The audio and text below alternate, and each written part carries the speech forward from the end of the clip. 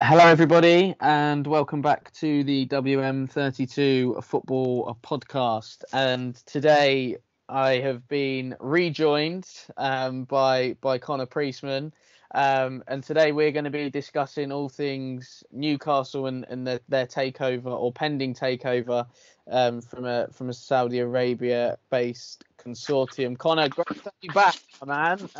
Yeah, it's been a while. It has indeed. So firstly, then obviously with this Newcastle takeover, why is it do you think that this particular consortium have picked the Geordie Nation? Well, let's face it. Look, they're the perfect club to take over.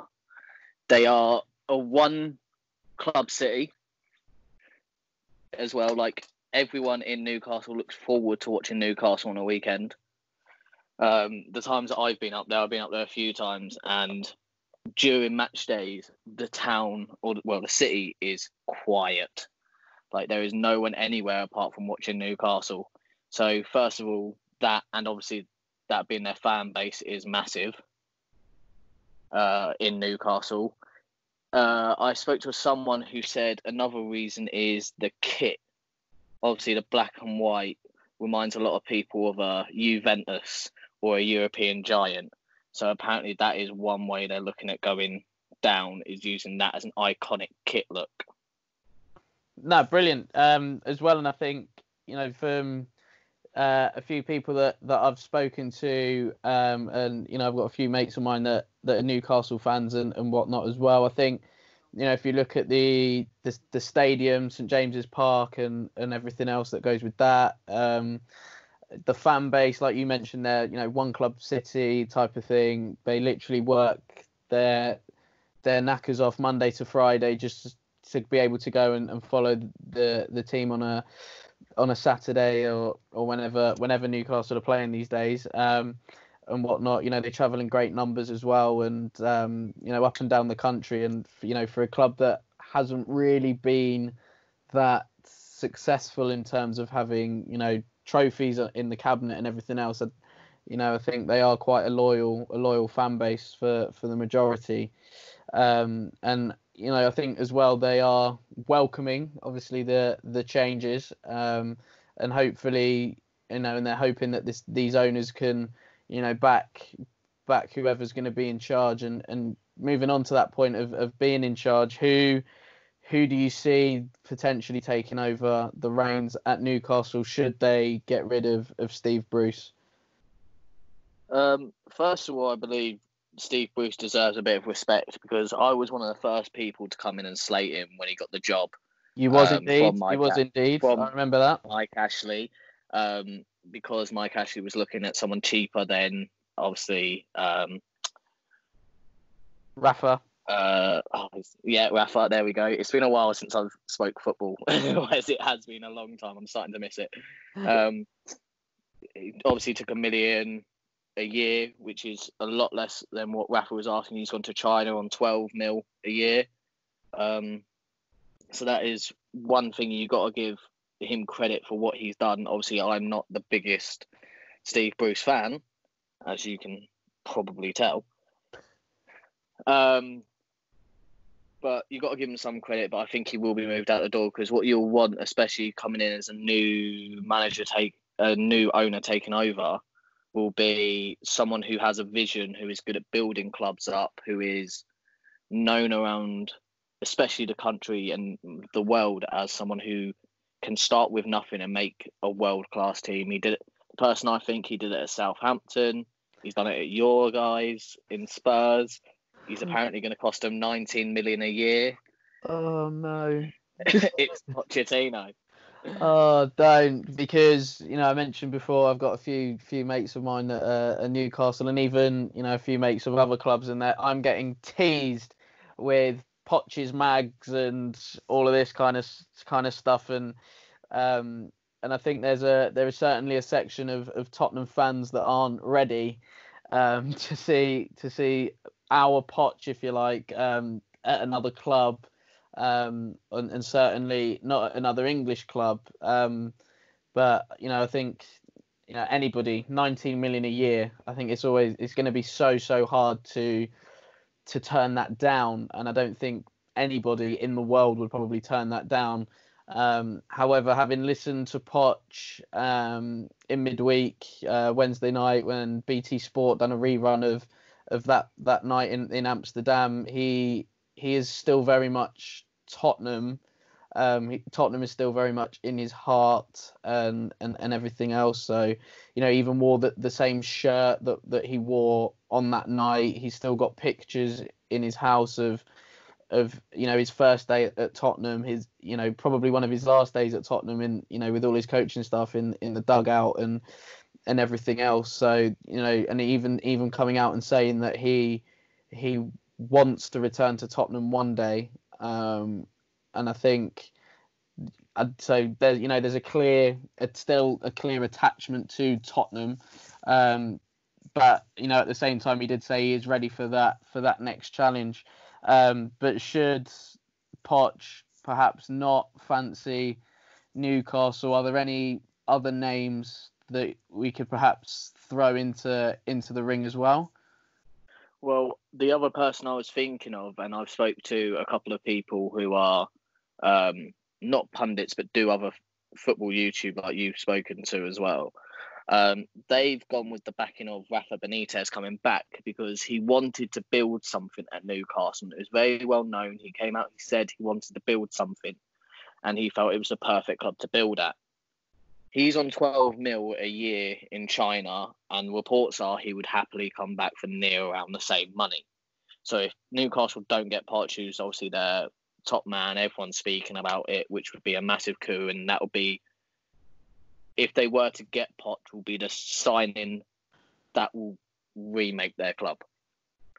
But it could be Rafa if he's given the right funding and everything, because he knows what it means to Newcastle fans now.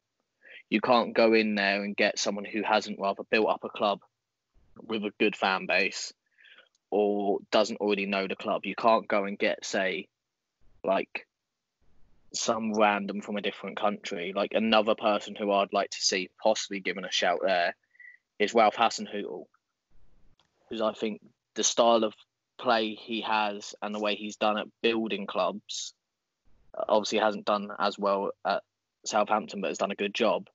He would possibly be a good fit as well. But those are my three top options for Newcastle. I think, well, I know I've been getting teased, but I think a lot of Newcastle fans are probably still wetting their lips at the prospect of Pochettino, and everybody looks at the job he done at Tottenham, but I think his work at Southampton and Espanyol also goes under the radar. Yeah, very much well. so. Rafa, I mean, Newcastle fans adore Rafael Benitez. I think Rafael Benitez understood what it meant to be in charge of Newcastle Football Club. I think the thing with Rafa as well is that he likes a lot of control. Yeah. And I don't think Ashley was prepared to give him that level of control at Newcastle. So with this new ownership, if you like, I think they will probably have a football person in the board, like a director of football, sporting director type of person in there anyway. But I think Rafa would be also, him coming back would give the place a massive lift. The fans will be on side straight away because of the work he's done previously. I think as well, Rafa wants to update the infrastructure in the sense that build a better training facilities and have better facilities within the training ground. I remember one famous quote that he's come out and said not long after he left Newcastle was that in his time there, one of the only things that he'd seen done to the training ground was a lick of paint on the walls. So yeah, I think, but then with this new money coming in, would they look at not only improving and making little subtle changes perhaps to the stadium itself, but actually, the everyday working environment, which is the training ground. Will we see Newcastle have a state of the art Category 1 academy status type facility for their training ground, where it gives them then a more of a chance to produce players and get players into their first team, because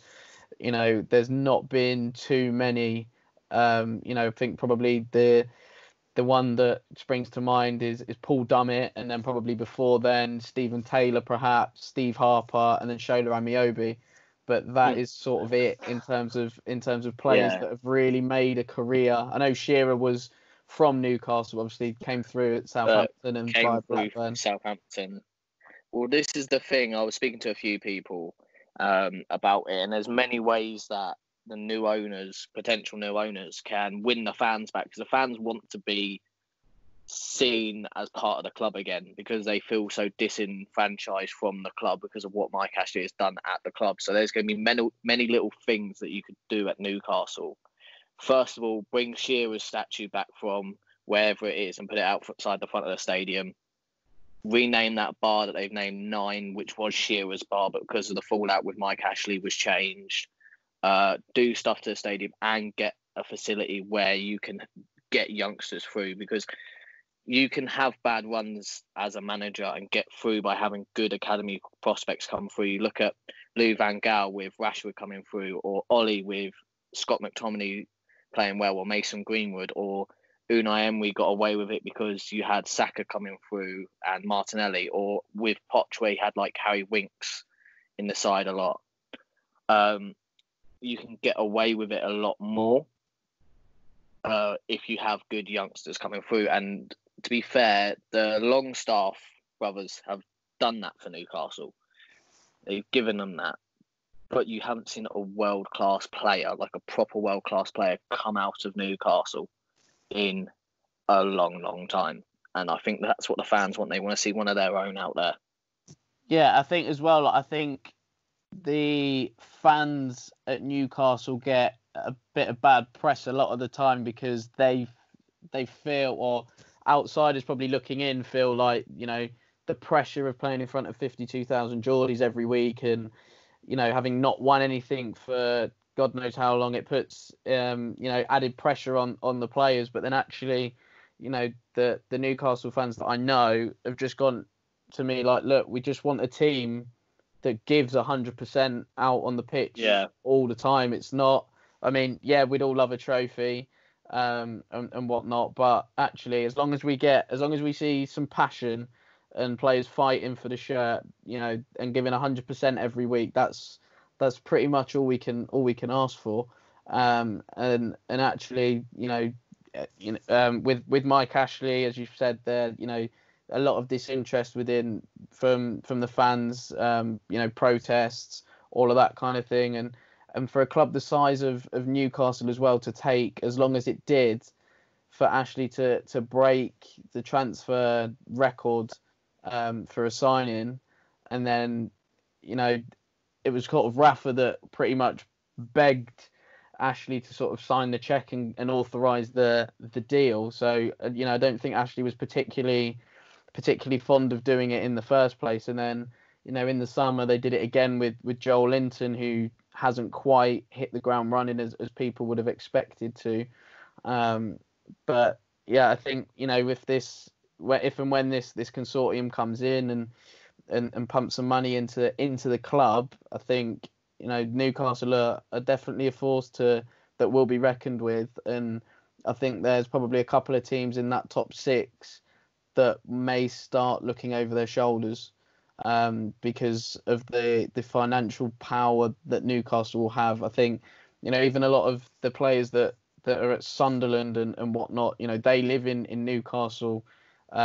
Might be family reasons as to why they do that, but there's a bit more of an attraction to the place of Newcastle as opposed to other places in the country. And you add that aspect into the fact that you're playing in St James's Park, which is an iconic football stadium within England, and everything else. You got the fans backing you, as we've mentioned, week in, week out, up and down the country, no matter what.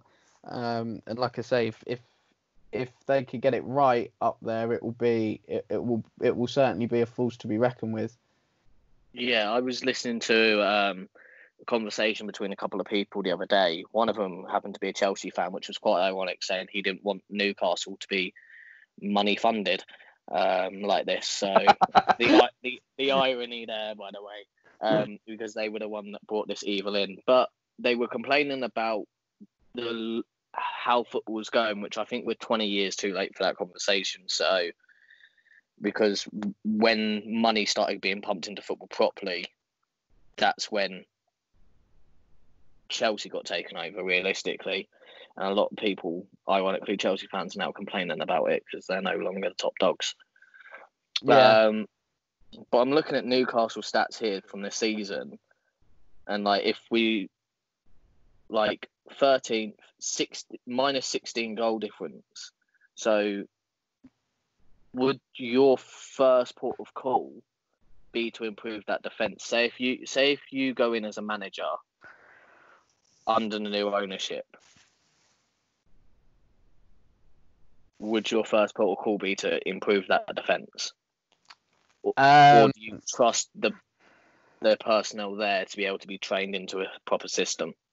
I think having seen Newcastle in the last couple of years, and I include Rafa's time in this, Rafa Benitez has won everything, if you like, in the game. You know, he's won the ultimate prize in club football, which is the Champions League.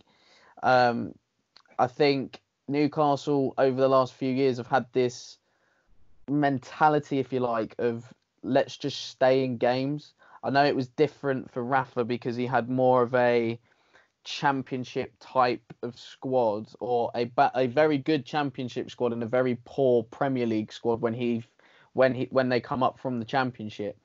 But there was a fit, you know, a lot of the time it was 5-4-1. We're going to stay in games, keep it tight, and nick a goal. So I don't actually think I would look at the defence and look at that. I know you've got minus 16 goal difference, but I think Newcastle's big thing over the last few years is putting the ball in the back of the net. You know, they wanted Rondon, and Rondon made such a difference to them last season. And, you know, if you look at where Newcastle finished last season and the fact that they had that big presence, that number 9 that the Geordies love and get behind, you know, that Rondon helped Newcastle massively and helped them, you know, get more points than their play probably warranted at times, and actually struck up a decent partnership with Almiron when Almiron came in the second half of last season. And the only thing with Almiron is his output wasn't necessarily the greatest. However, he would always put a shift in. So I think that was why Rafa was persistent with Almiron, and he's a very good ball carrier as well. So he got Newcastle up the pitch. So yeah, I wouldn't necessarily. I mean, you know, the Saudis coming in, they're going to chuck money at players, you know, left, right, and centre, and you know they'll probably be playing a new wave of Football Manager, I'm sure at some point. But no, actually, I don't. I think there would. It obviously it depends on who comes in, what recruitment strategy that manager would have in place.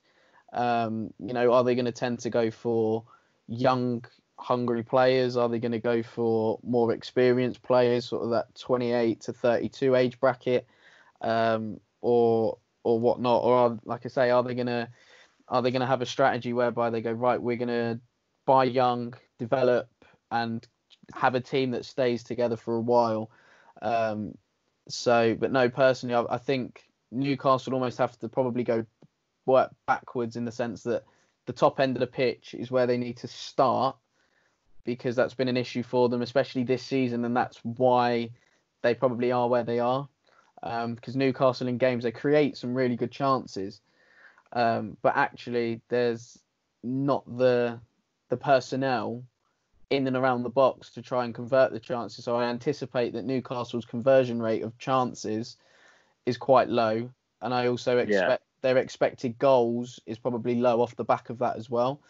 But actually, yeah, the top end of the pitch is where they would probably need to start, and then look at working their way backwards. I mean, Dubravka, the goalkeeper, my goodness, what a keeper. And what a find it was from Rafa to get him for 4 million quid. 4 million quid as well. It was a bargain, because I've seen him a couple of times, and playing against Spurs, and he's like, whenever a goalkeeper seems to play against Spurs, they have an absolute worldie.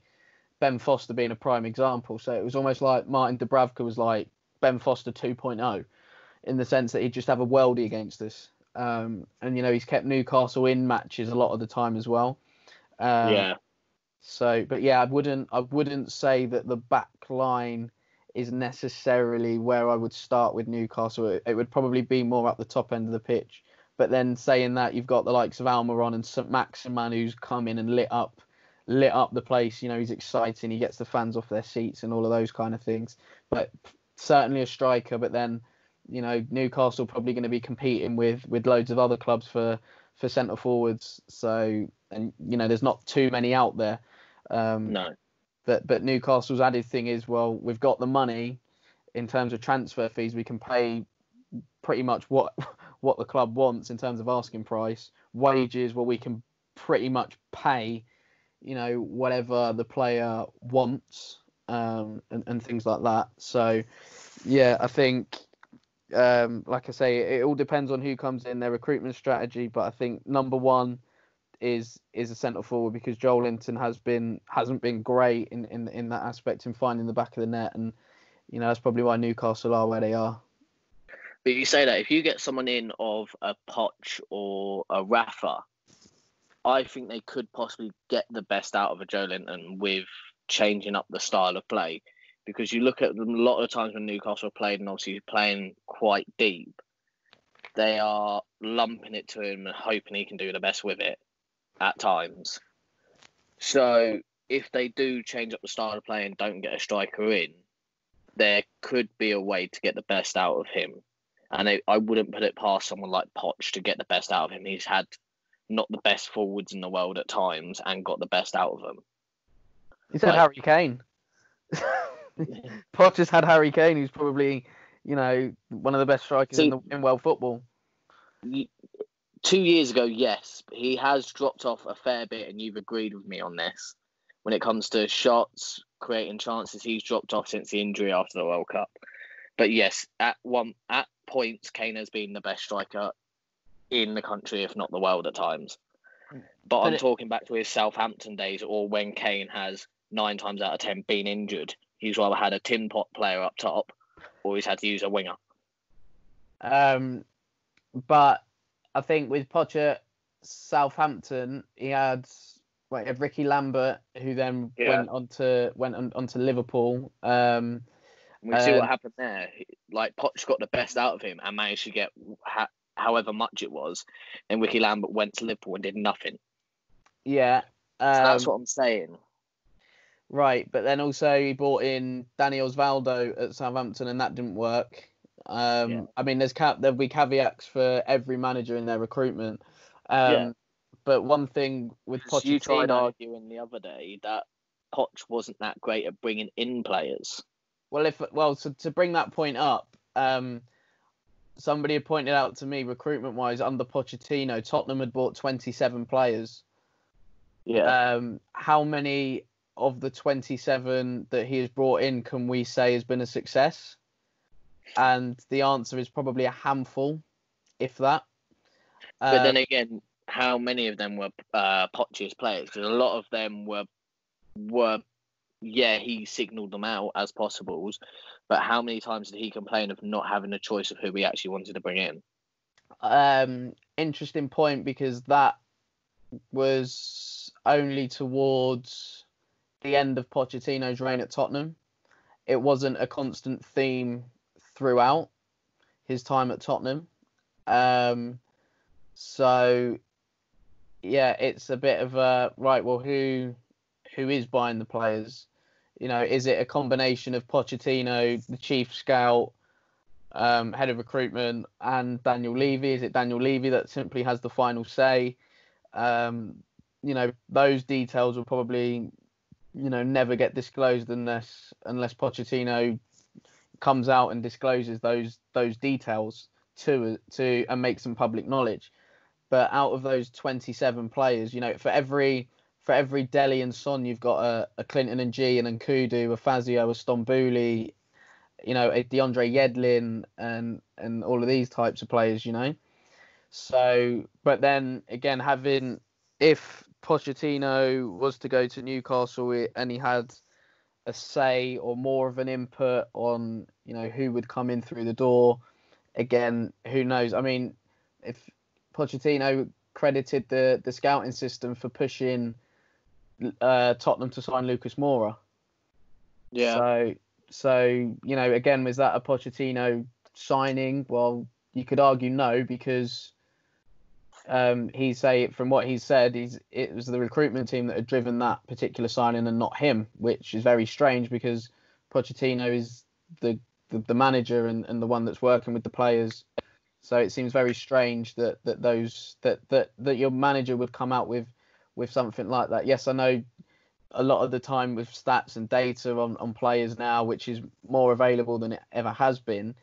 But yeah, ultimately, I mean, in an ideal world, you'd want the final say on who's coming in to the building, who's going out of the building to be with the manager and whatnot. But for a comment like that and to come out, yeah, again, I know that somebody from a recruitment department will probably say, yes, we should go and sign this player. But for that sort of comment to come out, I thought was very, very interesting. But again, like with Rafa, I know that Rafa likes a lot of control over transfers, and again, I don't think Ashley was too keen to give him that, despite the fact the fans were literally, I wouldn't say begging for it, but we're almost saying, come on, give Rafa what he wants. He's one of the best managers CV wise that the club has probably ever had. Give him the tools to be able to do his job, and actually, let's build something here, because Rafa has seen the potential at Newcastle and everything else, and he struck Rafa's time with Rafa in his time at Newcastle. He struck me as somebody that wanted to really build Newcastle and put them, back towards those European places where they've been under Sir Bobby Robson, if you like. So, but no, Pochettino and recruitment is always an interesting one, because they will look at a Dele Alli and a Heung-min Son and almost disregard, Aurier and Fazio, Stambouli and all of those type, Yedlin and players like that. Well, ironically, DeAndre Yedlin has gone to Newcastle and whatnot. But I think it's going to be an interesting time, an interesting scenario with Newcastle and everything else. Rightly, the fans are getting hyped for it and getting buzzed for it. They've made it very clear they don't really like Mike Ashley anyway, and they've wanted him out. I wouldn't say straight away, pretty much since he come through the door, but they've wanted him out for a long time. And I think, from a business perspective, Ashley has dug his heels in and waited for the right moment to sell the club, first and foremost, but then also the right price as well. Well, that's the thing. Mike Ashley's been at Newcastle 13 years, and I'd say the breakdown where a lot of Newcastle fans that I spoke to pointed out was the Alan Shearer situation. So, obviously, when they got relegated, Shearer was obviously in charge. And Shearer's come out and spoke about this on a number of podcasts and a number of interviews. He met with Mike Ashley the day of the game, and Mike Ashley went, "I want you to stay and take charge of the club." And everyone knew that it was Shearer. Everyone loves Shearer. He's Newcastle through and through. Like, he even spoke about he would swap out his Premier League with Blackburn for an FA Cup with Newcastle. That's how much the club sort of meant to him. And then over that summer, Ashley stopped speaking to Shearer, sacked him, and got someone else in charge. And that was where a lot of people put the breakdown of Mike Ashley went from a man who cared about the club to a businessman. So I think as new owners, you've got to go in there and repair the fractious relationship, like go down almost a City sort of route where they did spent a lot of money investing in the community and doing community projects, because straight away they'll instantly help how you look, because obviously we don't know how much Mike Ashley's put into the club, but from apparently there's not a lot, especially in the community side of things. So it is going to be, I think, very easy for this new consortium to take over and make the fans feel happy, and that is the main thing. Because if you get the fans on side at Newcastle, it's a scary place to go. Yeah, and I think as well, like, they're in the first instance, I would argue that this new consortium coming in could probably do no wrong. And the reason I say that is because they're following somebody who the fans hate. So, you know, any little thing, I guess, that these new owners do will put them in good light. And, you know, even if it's something, I know Ashley probably doesn't run Newcastle in a debt or whatever, but even if it's, you know, little, just something really, really small, they'll go, oh wow, like, it's probably better than Mike Ashley. This is better than Mike Ashley's ever done for us. So, you know, it's almost the opposite of the Fergie thing or the Wenger thing, whereby you don't want to be that next person after something good has happened, but you'd always want to be that next person to come in where something hasn't quite gone right. So yeah, I think they'll, you know, if they ever, you know, fly over for games or whatever, you know, they'll hear the roar, especially that first game under their stewardship. They'll hear the roar of the fans, and like you say, you get them fans on side, and you know, it can be a tough place to go. And you know, every player or, you know, ex-player has said, when asked what's the manager's team talk like away at Newcastle, it's always to keep the crowd quiet for the first 15-20 minutes, because, you know, once, you know, if Newcastle get an early goal, then the fans are on side, and you know, they can get a couple of goals, and all of a sudden it can be 3-0 before you even know it. And you know, those fans can really get that team over the line, and everything else. But yeah, I think these new owners are probably coming in not only at the right time, because Newcastle are a Premier League football club, whereas Mike Ashley probably couldn't sell it to people because they were a Championship club. I know they still have, you know, the St James's Park, everything else, but it's a lot more attractive to sell a Premier League club and all the finances involved in the Premier League than it is to try and sell a club that are in the Championship. And I know the Championship gets a lot of money pumped into it, especially in recent years. But, you know, from a prospective buyer's point of view, you'd much rather put your money into a Premier League club than a Championship club. And whatnot. So, yeah, like I say, I think these new owners are probably coming in at probably the best time, because, you know, they're following Mike Ashley, and actually, you know, within Ashley's reign, to suffer 2 relegations has been hard for Newcastle fans to get their heads around and take, because they've gone from challenging for Europe and being in Europe under the previous regime. Ashley's come in, and then all of a sudden, you know, they've gone completely the other way and suffered relegation, like you said there, in that time period when Shearer had come in and everything else and things like that. But, you know, it's like I say, they're coming in at a good time, and I think even the smallest things will probably go in these new owners' favour because of, you know, who they are, as opposed to, you know, what they're really doing, because they're not Mike Ashley, basically. Yeah, a lot of people have said with them coming from Saudi, like, I've spoken to my dad, because my dad actually worked in Saudi in the 70s, and like what their culture was like back then to what it is like now. So I know a few people who have gone over there, and they say a lot of that will be looked over because of it's not Mike Ashley.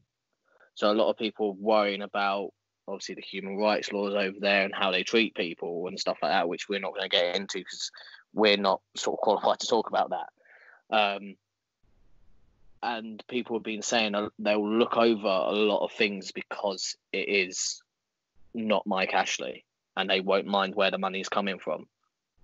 Yeah, of course. I mean, I think as well with what Ashley had done with the stadium as well. Let's not forget that, the Sports Direct arena, or and plastering loads and loads of adverts for Sports Direct in and around the ground and everything else. Again, turned the fans against him. But he's a businessman. So he saw Newcastle in the end and the Premier League, and being in the Premier League as a tool to market Sports Direct to a wider audience, and everything else. And I remember a friend of mine telling me a story of when he worked in the shop at Newcastle, and it sometimes have people coming in and sort of saying, like, how can you work for this man? Like, how can you do it? And he said, well, I'm taking money out of his pocket. You've just bought 2 shirts, got them printed, and everything else. So you're paying money in. Like I say, he's obviously not had the best of relationship with the fans, and this Saudi group. Obviously, I know there's a link somewhere between them and Sheffield United as well. Which I think will be interesting to see how that would develop. I don't think the Premier League and the FA are going to do anything about it, if I'm being 100% and brutally honest here, because they're just going to sweep it under the carpet and go, look, we're getting all this new money coming in. How can we sort of turn that down? And things like that. So I don't think they're really going to investigate it as perhaps they could do, or they should do. Obviously, the Premier League and the FA do background checks on all owners and stuff like that, as it is common knowledge. But there was a lot of talk about, obviously, the where they show licensed leagues without the licensing law over in certain countries, and apparently the consortium have not helped a great deal with sorting that out. I think that is one thing that a lot of fans are worried about as well. I think I have an idea. Is this the BN Sports thing? Yeah.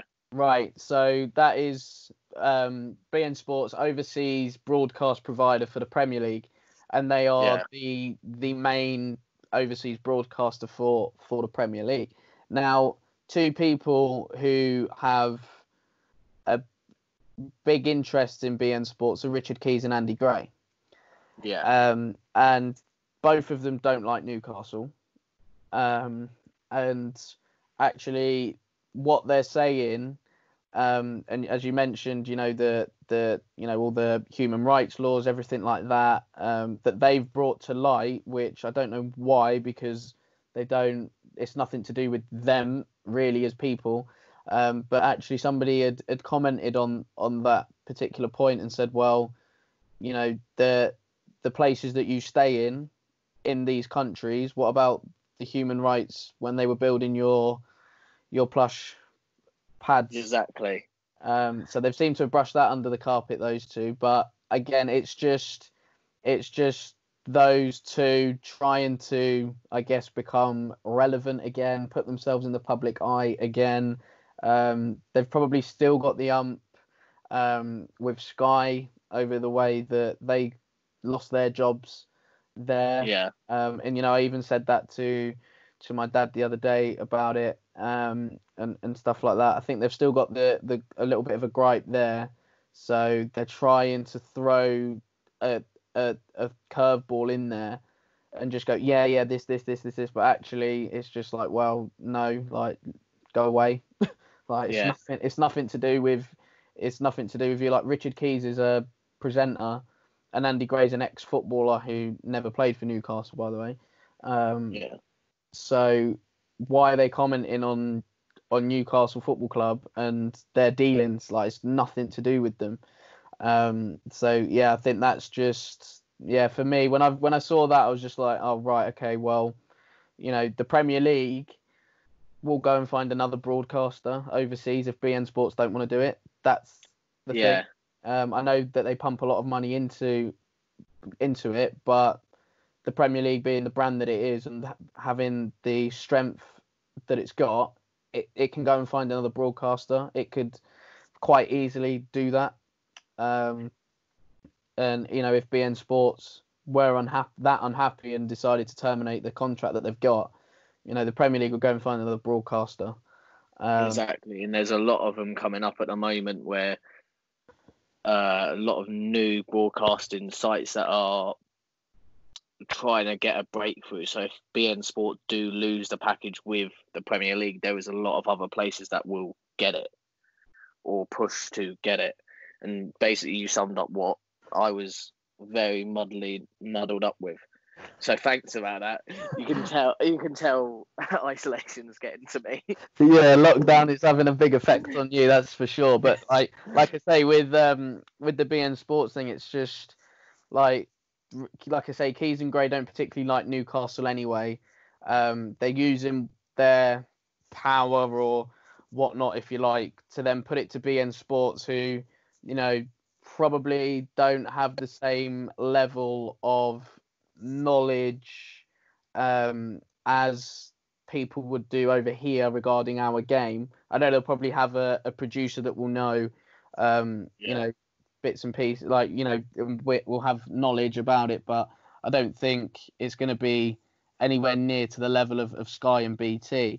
But actually, for me, it's just like Keys and Gray are just trying to use what they've got to try and put themselves back out there and push for something via a broadcasting company that will just take and hang off every sort of word that they say. Because if you look a lot of the time of the pundits that are on BN Sports, and if you see some of the little clips on social media, a lot of the time it's pundits that don't really get anything else in terms of work, that they are mates more often than not with Keys and Gray themselves. So it's not like they're really getting many new sort of pundits or recently retired footballers as pundits coming in and having a say on different games. And I think I did see one clip one time where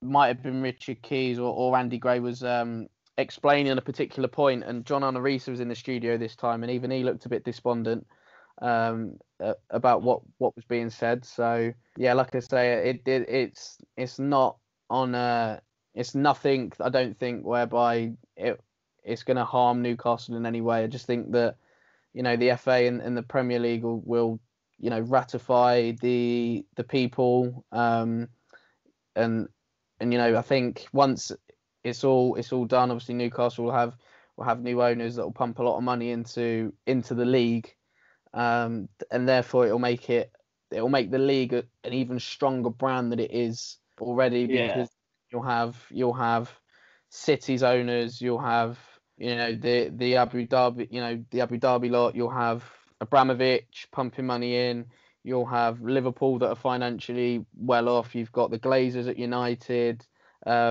you've got then you'll have Newcastle, you've got the Chinese money at Wolves, you've got Mashiri's money at Everton, and whatnot. So Leicester aren't exactly that bad financially. They've got quite a few quid, if you like. Tottenham will and financially are one of the best clubs, if you like, in terms of that in the league. Arsenal aren't exactly going to stand still either. We will at this rate. Well, I know lockdown's been a bit difficult and everything else, but Arsenal still have a pull of top players, if you like, and actually Kroenke gets the book out. but I mean, like, there's going to be potentially 8 teams and 8 clubs that will all have some sort of financial clout in the market in England. I don't think there's many other leagues that will have that strength money wise in their league. No, and it's definitely a good thing for the league, because you're looking at it. I was sent this thing the other day, so I'll get it up quickly. It's the richest owners in the league. So you've got obviously Abramovich in there, which is just above the Kroenkes, and the Kroenkes are on, I think it's just over 2 billion. Then you've got the City owners at 24 billion, and you times that by 10 to get where a little bit near, apparently, where the new owners of Newcastle will be at 240 billion. So my question to you, as a this is going to hurt saying this, big club in England, are you worried about them coming into Newcastle and coming into the league? Are you worried as a place of, could they be more of a challenge to you now, or are you looking forward to the challenge coming forward? Don't get me wrong. I always look forward to a challenge, where that be for, we've had it a couple of times. Leicester, Wolves, Everton are supposed to be in and around that mix. West Ham are supposed to be in and around that mix. Obviously a couple of them haven't lived up to that billing. I think if there's two clubs out of the top six stranglehold, if you like, or the well-known top six that should be worried, it would be Tottenham and it would be Arsenal. And the reason I say those two is because Arsenal's squad needs a massive, massive overhaul, as I'm sure you're aware of it. And yeah, like I say, it needs a massive overhaul and a lot of change in there. Tottenham, I think, need to be careful because we have probably always gone for that cheaper option. And if there's that cheaper option out there, but more often than not, Tottenham will take it. As opposed to just say, if there's a difference of 5 million, we would either say no or try and meet in the middle. Whereas there are other clubs that would probably just pay that extra 5 million. Tottenham are going through a transition. Will be going through a transitional period again under Mourinho. When football resumes, I think Chelsea might be all right because they've got the financial power to back themselves up. City will be fine for the same reason, and the fact they've also got, you could argue, one of the best coaches in world football. Liverpool will be fine for that same reason. United will be fine because it's Man United. And the revenue that they generate is outrageous. And they'll always have a pull of players, but I just think, I know Arsenal and Tottenham, and Arsenal probably more so from a history perspective, will have a pull of big name players.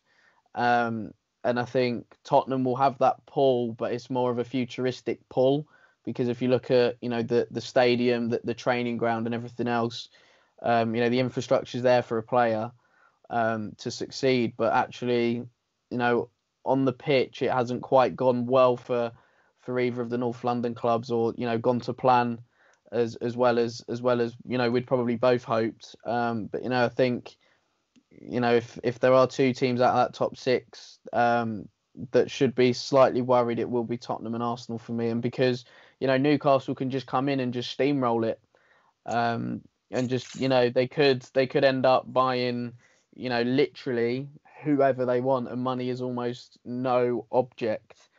And I think as well, especially in that first year of them being there, with no real implications of financial fair play, Newcastle could really go to town. And then, if they get into Europe, then it will be off a 3-year period. Their FFP will come into effect. So, you add that into the mix, and all of a sudden, Newcastle are going to be right in there. But like I say, I think Tottenham have just been doing what they can to get by.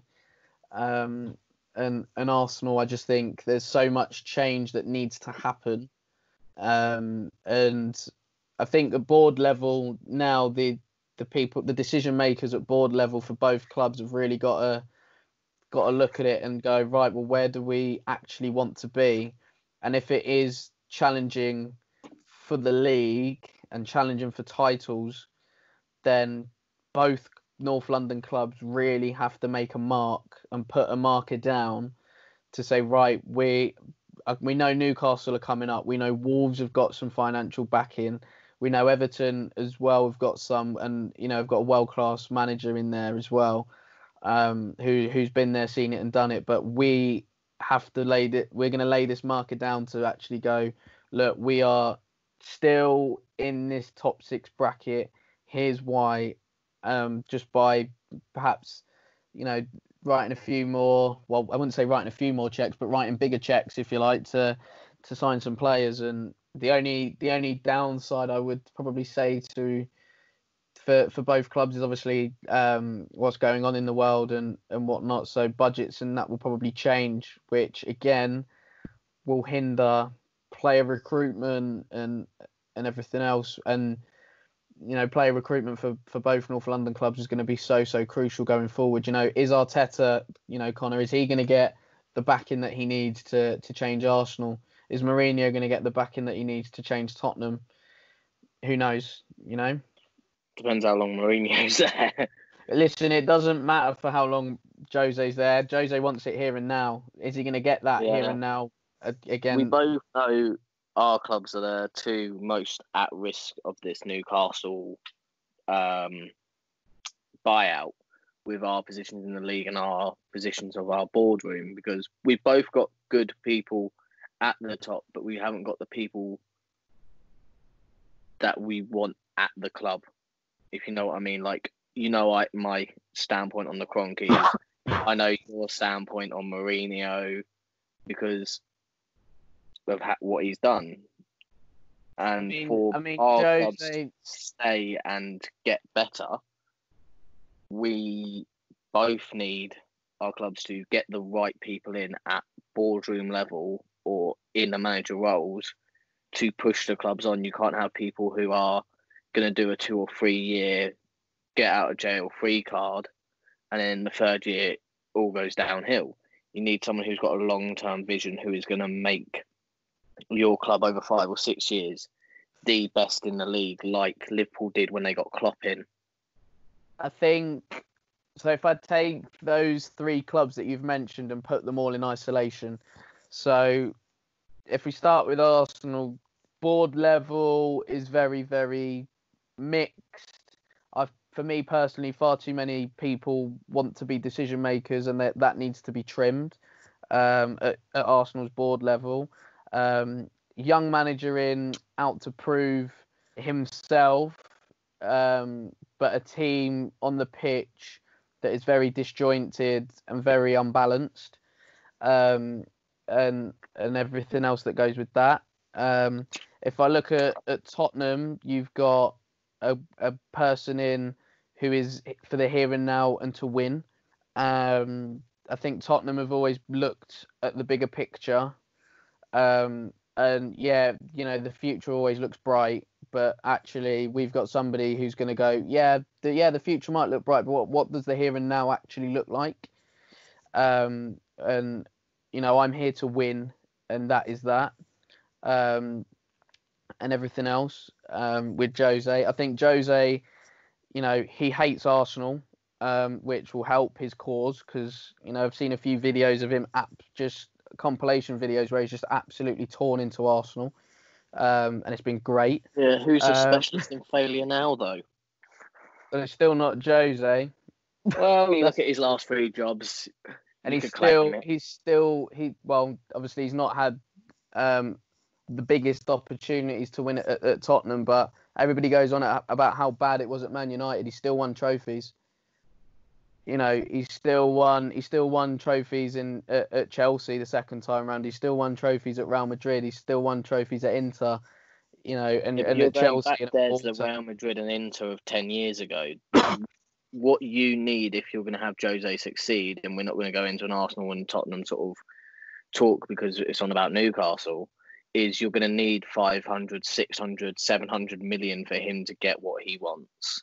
I don't think it will be that deep at Tottenham, and whereby we need that mass of money. I think if it is needed anywhere, it's probably Arsenal. Yeah, I that think, is needed at Arsenal, but with Spurs, you've got Harry Kane turned 27, who's very injury prone now, and it's shown in his play that he's worried about getting injured again, which is obvious. It's going to happen when you've picked up similar injuries all the time through your career. So you need a backup striker who's going to be an out-and-out striker, not someone who's coming on from the wing to play up front. You're going to need, if you're going to get rid of Ndombele, you're going to need a replacement because for some reason Mourinho doesn't think he's a good footballer. Yet again, the genius of Mourinho, we've seen how that's worked out with Lukaku and Kevin De Bruyne. And then you've got two of your centre-backs are over 30. You haven't got a right back. You haven't got a left back. And your keeper's aging out. So you're saying it's not going to need that sort of money. It kind of is because you've got players aging out or very injury prone that are going to need replacing. But then at the same time, yeah, there's an age profile of our squad that is looking in its prime, fairly older, if you like. But actually, a lot of Spurs players are still at a good age. So yeah, a lot I don't think it's going to need, real big investment. But to go on your point of longevity from a Liverpool perspective with Klopp, I think what helped his cause was getting to a cup final early. And I think for the owners, then they've gone, right, well, he's done this. He's achieved that, if you like, with not his squad and not his players. What could he achieve with his players and with his squad? And But then you need the right owners for that because you could have, like we've seen it in the past with some clubs, like I'll use Arsenal as an example. When we got to a Europa League final, everyone was like, okay, Unai Emery's done it without really his team. And yeah, we had a bit of investment in the summer, but you saw what the squad needed. It needed a lot bigger of an investment. And he didn't get that because they were like, oh, he did it without all the players he needed. He can go and sort of off it again and will build over a longer period. So it helps having very good owners like Liverpool have, who have built something and want to build something, not just using the club as a cash cow. True. But like I say, I think, for Klopp coming in, I think the owners had always wanted a bit of a long-term vision and a long-term goal. And, you sack Brendan Rodgers and you sort of look at who was available at the time, and Klopp was the outstanding candidate for that. If we look at Arsenal, was Emre probably the outstanding candidate to get that job? Probably not. But he got it. That's the difference. Yeah, that's the difference between having a good owner and a very, very, very just poor. He's just poor. He doesn't even he does. This is the thing. These owners that are coming into Newcastle, we've said they've got to impress the fans straight away. One thing with impressing the fans is caring about the club and caring about the environment that the club are in and the community. You see it at Liverpool, they care a lot. They're at the games, they've made sure there's a long-term plan, and they've done stuff to make the club a bigger club. At Arsenal, from where the Cronkies came in, you could see the step backwards that Arsenal started to make. And you can see the step forward that Liverpool started to make when their owners put a plan in. When Arsenal lost David Dean, you start to see the backtracks that Arsenal made from not signing proper players that the boss wanted or the scouts wanted. Because let's face it, Yaya Sanogo was a great pull out of absolute nowhere, but we didn't need him and he didn't perform. Didn't play, let alone perform. He did play. He scored 4 against Benfica in a friendly. And he scored against Borussia Dortmund in the Champions League. Brilliant. And then you see what Liverpool went and did, where they went and got a Derek Origi. And yeah, he didn't set the world alight, but look what he's done now at the club. He's known as sort of like a come off the bench when you need him and he'll get you a goal. You saw the steps that they made to show that they cared about the longevity of the club, not just we'll get someone in for the sake of getting someone in. You know what I mean? I think Newcastle. Listen, I think the Newcastle owners, like I say, will have a structure in place whereby somebody will take care of the day-to-day running of the football club. Somebody that will take care of the football operations within the club, whether that be a head of football operations, technical director, director of football, sporting director, whatever you want to call it. But I think they'll be very, very, I wouldn't say naive, but I just think it's something that they will end up doing, because they're going to pump a lot of money into the football club. They're going to obviously want it to be spent probably wisely. So, they're probably getting advised from people within the game that that's probably the way forward and the way to do it. And, if they give Bruce a chance to prove himself to them, then so be it. If not, I'm sure they will look at getting in, as we've mentioned, a Pochettino or bringing Rafa back or someone like that who will look to build the club from on the football pitch and look at having a longer term vision for the club. Again, I probably think both would be a good fit for that and almost sort of take on the project of building Newcastle and turning them into, I wouldn't say European giant of a club, but a club that is certainly competing in Europe. And like as well, both, Poch and Rafa have had experience of managing in Europe. Obviously, Rafa winning the Champions League and the Europa League as well. So, yeah, and I think it was always Rafa's sort of thing to try and get Newcastle there in the first place. Could he, I'm thinking, he could go back and almost finish what he started. That would be a great thing to see. But while you were speaking now, I've just had a picture come into my mind, and it's imagine Poch getting the job, yeah? Right.